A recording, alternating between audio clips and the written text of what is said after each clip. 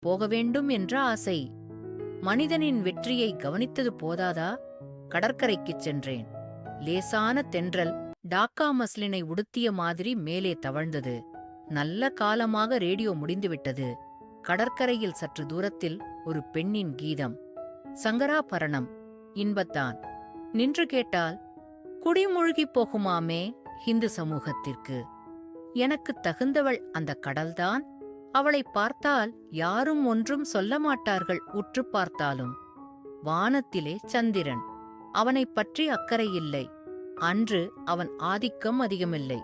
சுற்றி மேகப்படலம், மங்கிய ஒளி. நீலக்கடல். அதற்குப் பெயர் தெரிந்தது. நீலக்கடல். அன்றுதான் நீலமா?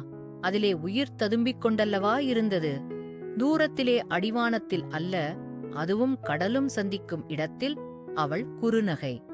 அலைகள் மேலெழுந்து வெள்ளை வழிகாட்டி கண்சிமிட்டலுடன் விழுந்து மறைந்தன. அதில் என்ன பொருள்? என் மனதில் ஒரு குதூகலம். காரணமில்லாத துக்கத்தினால். அதன் பொருள் என்ன? என்னடி, ஏன் அகண்ட சிருஷ்டியின் மர்மமாக இருக்கிறாய்? உன்னுடைய குறுநகையின் மர்மம் என்ன? நீ யார்? ஏன் என் மனதில் இந்த துக்கம்? எனது துயரம்?